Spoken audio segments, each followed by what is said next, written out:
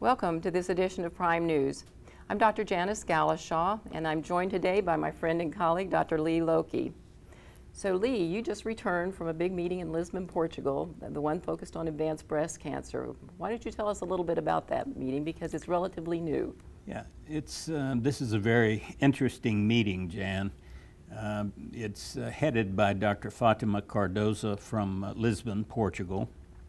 And she felt prior to 2011 that advanced breast cancer got very little of the attention in the press and from patient advocates as well. And she and the European School of Oncology decided to organize a program focused entirely on advanced breast cancer. So in 2011, the meeting attracted 800 attendees, was quite successful, and the consensus deliberation that took place was published. This year, the second of these meetings, there were more than 1,000 people in attendance from 70 different countries, and there were 42 consensus panelists. That's huge. That's quite a bit of growth in just a short time interval. Indeed. Yes. Wow, and I'm impressed by how many countries were represented there. Well, as you know, the issue of, at the time of recurrence, biopsying a metastatic lesion in breast cancer has been a topic of discussion for years. It's been published many times. It's an area of a lot of debate. I'd be interested in what was discussed on this topic at the meeting. Yeah, this has actually been a rather controversial topic and one in which people feel strongly either one way or the other. Prime Oncology actually had a symposium prior to the start of this ABC2. Dr. Angelo De Leo was the chair of that symposium, and he presented a literature review from his institution in Prato looking at discordance in HER2 expression. This was an extensive literature review, and what it showed was that there was a consistent 5 to 10% discordance rate, and that this was equally divided between HER2 gain or loss. The problem in the literature was that the data relating to the clinical impact of this discordance was very scanty. And in conclusion, Dr. De Leo and his institution decided that rebiopsy should not be performed routinely in every patient, but rather that it should be reserved for patients in which there was a discrepancy between clinical course and biomarker analysis. He did point out, however, that in the instance of clinical trials, that rebiopsy is encouraged when biomarker analysis is being routinely evaluated.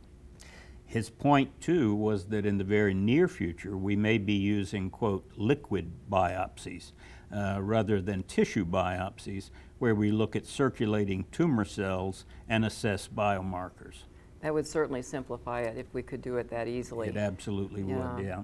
Well, in addition to the biomarkers that we're familiar with, like estrogen receptors, progesterone receptors, the HER2 gene, did they discuss any other new potential biomarkers at the meeting? Yeah, absolutely. Frédéric Pinault-Lorca from France gave a very fascinating presentation, one part of which had to do with inflammatory breast cancer.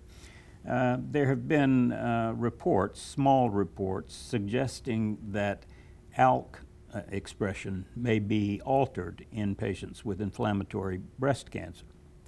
In this meeting, Frédéric presented the largest series ever to be reported of inflammatory breast cancer and pointed out that in approximately 25% of these patients, there was ALK gene expression change.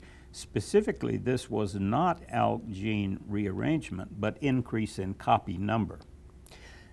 Already in France, there is an ongoing trial looking at a targeted agent, crizotinib, in a group of patients with inflammatory breast cancer who have ALK overexpression.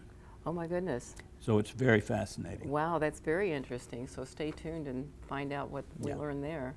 Well, moving on to the actual consensus component of this meeting, that was the major goal, I think, of the meeting. So what did we learn there? Yeah, I want to discuss two topics that were discussed and voted on during this consensus portion. This was conducted very much like the St. Gallen Early Breast Cancer Consensus Conference, where a series of topics are addressed and a question is posed to the panel, and they have three options for voting. Yes, they agree. 2, no, they disagree. Or 3, they abstain. In this conference, the abstention was either for lack of expertise or for conflict of interest. So, first was the issue of choice of treatment for BRCA-associated triple-negative breast cancer or endocrine-resistant breast cancer.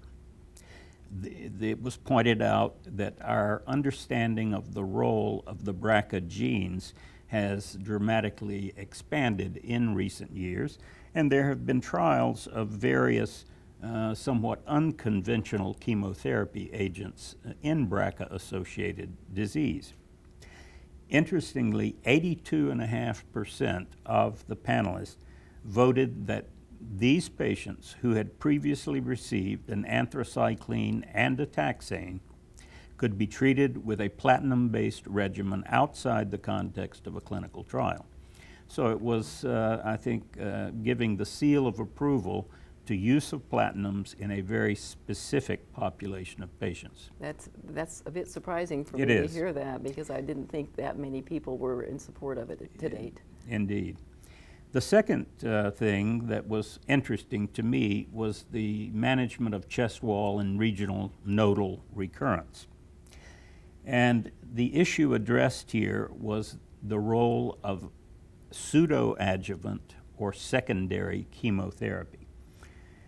The following radical surgery and/or irradiation to the chest wall and regional nodes, 95% of the panel felt that use of systemic chemotherapy in these instances was justified.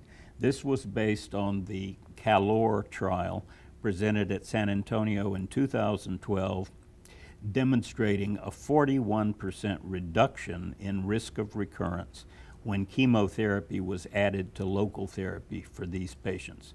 So again, I think it's bringing the science into the clinic.